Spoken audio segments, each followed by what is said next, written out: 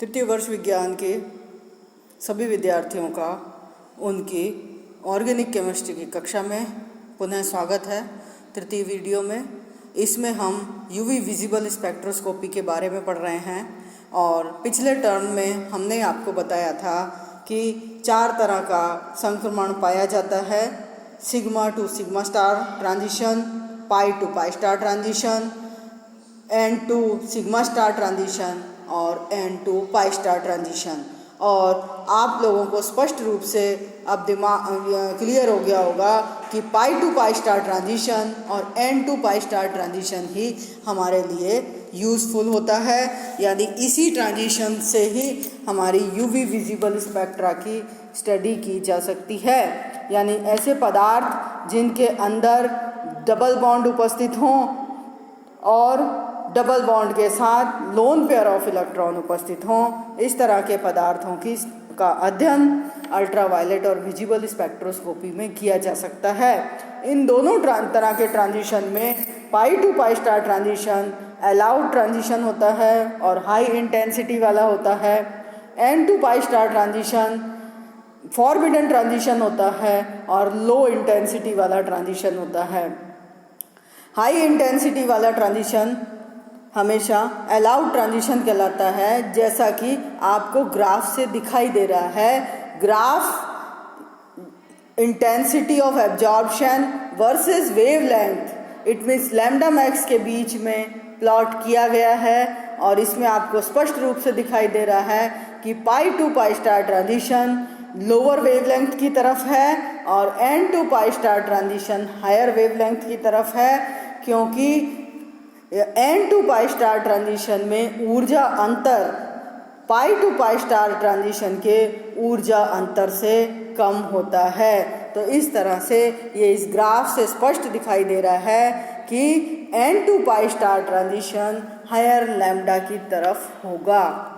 अब हम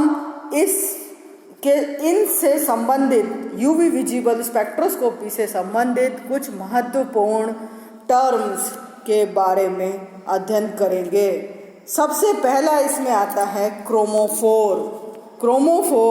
chromophore is a covalently bonded unsaturated groups responsible for electronic absorption is called as chromophore or chromophoриc group.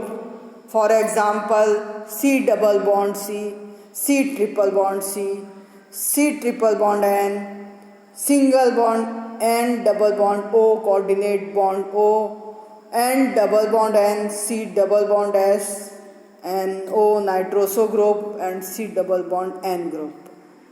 अर्थात वर्णमूलक असंतृप्त समूह हैं जो कि दृश्य प्रकाश और अल्ट्रावायलेट प्रकाश में अवशोषण के लिए उत्तरदायी हैं। इसके उदाहरण हैं alkenes, alkynes, cyanide group, nitro group, azide group, C double bond S group, nitroso group और इमाइड ग्रुप। ये सारे ग्रुप यदि किसी भी पदार्थ के अंदर, किसी भी कंपाउंड के अंदर उपस्थित होंगे तो वह पदार्थ अल्ट्रावायलेट और विजिबल रीजन में अवशोषण करेगा।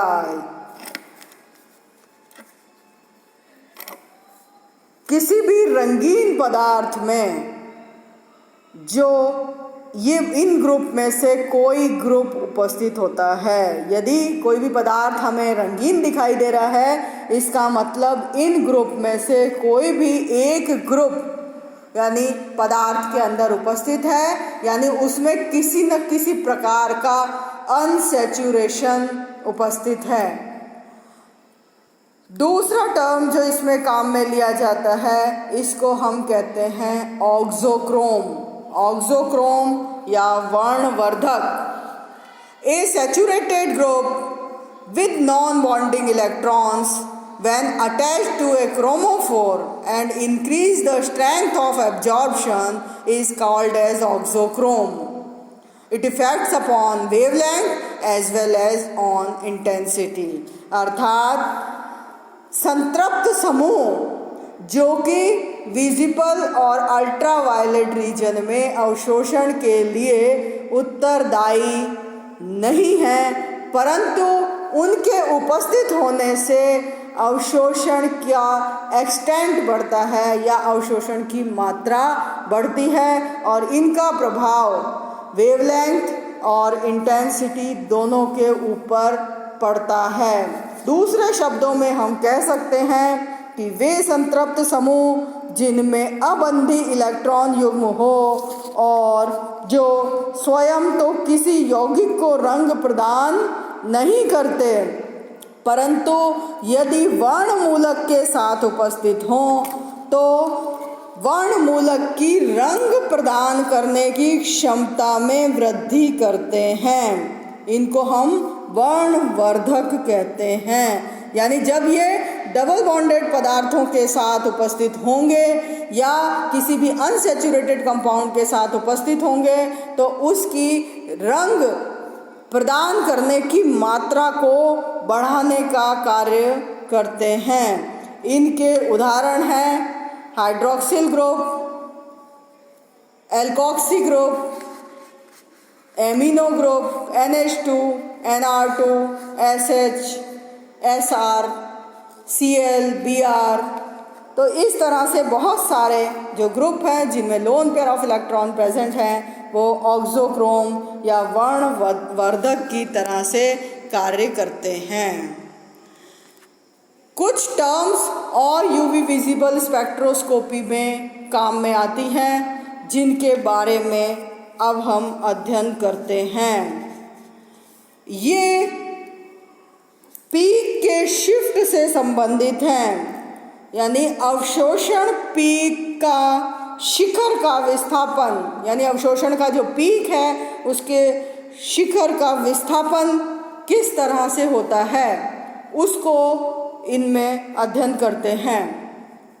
किसी भी अणु में किसी समूह या परमाणु के प्रवेश से अथवा अन्य किसी कारण से पराबैंगनी स्पेक्ट्रम में बैंड के लैम्डा मैक्स और एप्सिलॉन मैक्स के मान में परिवर्तन होना अवशोषण शिखर का विस्थापन कहलाता है। अवशोषण शिखर का विस्थापन means shifting of absorption peak. यदि पीक को हम इस ग्राफ के उसमें देखें तो दो तरह का विस्थापन हो सकता है। एक्स एक्सिस में लैम्डा मैक्स को दिखाया गया है और वाई एक्सिस में इंटेंसिटी को दिखाया गया है। लैम्डा मैक्स का मान बढ़ सकता है या उसके मान में कमी हो सकती है। इसी तरह से इंटेंसिटी का मान बढ़ सकता है या घट सकता है। इस तरह से जो विस्थापन है पीक का वो 4 प्रकार का होता है। सबसे पहला विस्थापन है बैथोक्रोमिक शिफ्ट और रेड शिफ्ट, यानी हिंदी में यदि हम इसे कहें तो इसे हम वर्णोत्कर्षी विस्थापन कहते हैं, यानी वर्ण को बढ़ाने वाला, वर्ण में उत्कर्ष करने वाला या वृद्धि करने वाला विस्थापन।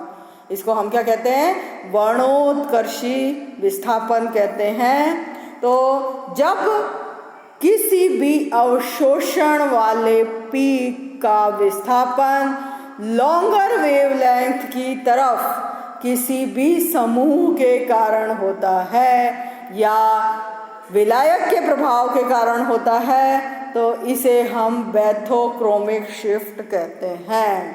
बैथोक्रोमिक शिफ्ट में रेड शिफ्ट भी, बैथोक्रोमिक शिफ्ट को रेड शिफ्ट भी कहते हैं, या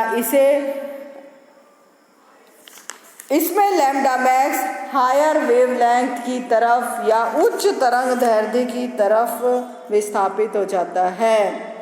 यानी जब किसी भी यौगिक में इलेक्ट्रॉन दाता समूह जैसे OH, hydroxy group, methyl group, NH2 group आदि समूह उपस्थित हों तो अवशोषण बैंड उच्च तरंग दैर्ध्य की तरफ विस्थापित हो जाता है। इसे रेड शिफ्ट कहते हैं। इसका उदाहरण है फॉर एग्जाम्पल बेंजीन। बेंजीन में एब्जॉर्प्शन होता है 254 nm पर, जबकि टॉलुइन में एक CH3 ग्रुप बेंजीन से ज़्यादा होता है और उसमें विस्थापन होता है 261 nm पर या 261 nm पर। तो जो 7 nm की इंक्रीज है वो किसके कारण है? बैथोक्रोमिक शिफ्ट या रेड शिफ्ट के कारण है, जो कि CH3 समूह की उपस्थिति के कारण उपस्थित है। दूसरा, इसमें जो बैथोक्रोमिक शिफ्ट होता है वो है कॉन्जुगेशन ऑफ डबल बॉन्ड्स के कारण। Conjugation of double bonds also cause of bathochromic shift, यानी डबल बॉन्ड का कॉन्जुगेशन यानी अल्टरनेट पोजीशन पर डबल बॉन्ड की संख्या में वृद्धि होना भी बैथोक्रोमिक शिफ्ट का कारण होता है। जैसे इथाइलिन में 163 nm पर और 1,3-ब्यूटाडाइन में 217 nm पर प्राप्त होता है पीक। दूसरा है वर्णापकर्षी विस्थापन या हिप्सोक्रोमिक शिफ्ट। हिप्सोक्रोमिक शिफ्ट या वर्णापकर्षी, अपकर्ष का मतलब किसी भी में कमी होना। तो इस कारण से इससे हमें पता चलता है कि रंग के मान में कमी यानी शॉर्टर वेवलेंथ की तरफ शिफ्टिंग, इसको हम कहते हैं hypsochromic shift. The shift of absorption at shorter wavelength due to substituent और solvent effect is called as hypsochromic shift और ब्लू शिफ्ट। इसका उदाहरण है विक्टोरिया डाई। विक्टोरिया डाई में 570 nm पर पीक प्राप्त होता है, परंतु उसी विक्टोरिया डाई में यदि एसिटाइल ग्रुप का सब्स्टिट्यूशन हो जाता है तो उसका पीक 495 nm पर प्राप्त होता है। तो इस कारण से कम तरंग दैर्ध्य की तरफ पीक का विस्थापन नीला विस्थापन या ब्लू शिफ्ट या वर्णापकर्षी विस्थापन कहलाता है।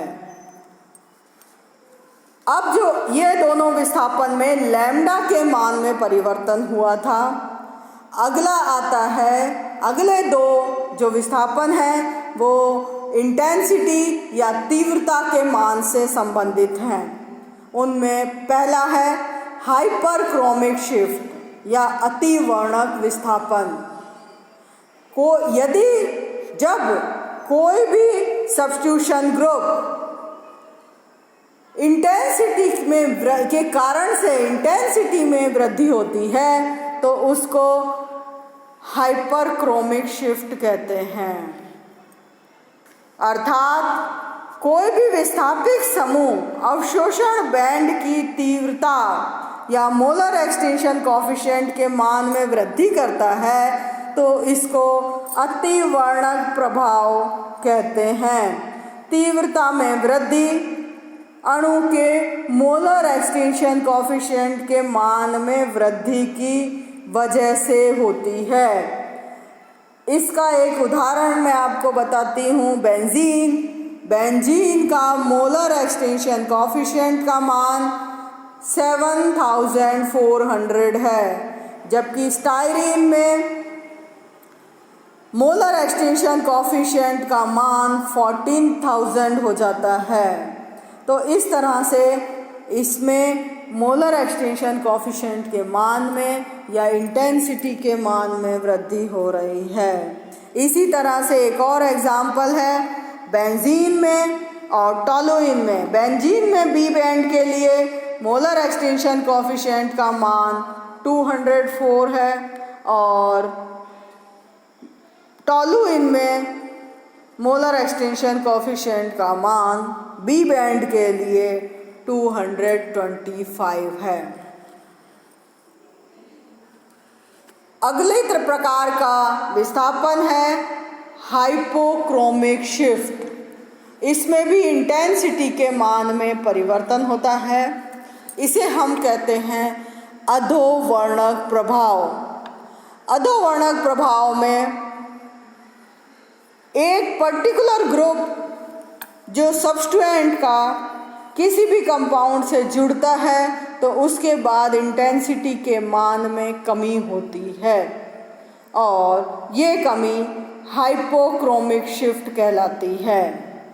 इसका उदाहरण है बेंजीन। इसके मोलर एक्सटिंक्शन कोएफिशिएंट का मान है 204, जबकि क्लोरोबेंजीन को यदि हम लें तो इसमें ये दो मोलर एक्सटिंक्शन कोएफिशिएंट का मान 190 या 190 रह जाता है। इस संबंध में ये जो बैंड जिसकी बात की, ये बेंजीन का बी बैंड या बेंजीनॉइड बैंड है। एक बात आपको और क्लियर करना चाहूँगी कि बेंजीन में एरोमेटिक कंपाउंड्स में यानी दो तरह के बैंड उपस्थित होते हैं, के बैंड और बी बैंड। के बैंड सिमिलर होते हैं इथाइलिनिक बैंड्स के, यानी के बैंड जो है वो इथाइलिनिक बैंड के सिमिलर होते हैं, जबकि बी बैंड एरोमेटिक कंपाउंड्स की एक अलग पहचान बनाते हैं। बी बैंड का मान में फाइन स्ट्रक्चर होती है परंतु मोलर एक्सटेंशन कोएफिशिएंट का मान कम होता है, जबकि इथाइलिनिक बैंड में मोलर एक्सटेंशन कोएफिशिएंट का मान काफ़ी ज़्यादा होता है और इंटेंसिटी का मान ज़्यादा होता है। तो इसका मतलब क्या है कि क्लोरो ग्रुप जब बेंजीन में उपस्थित है तो वो इंटेंसिटी को डिक्रीज करता है और इसको हम क्या कहते हैं, हाइपोक्रोमिक शिफ्ट कहते हैं। तो इस तरह से मैंने आपको यूवी विजिबल स्पेक्ट्रोस्कोपी के तीसरे वीडियो में सब्स्टिट्यूशन का पीक पर क्या प्रभाव पड़ता है उसके बारे में विस्तृत रूप से बताएं।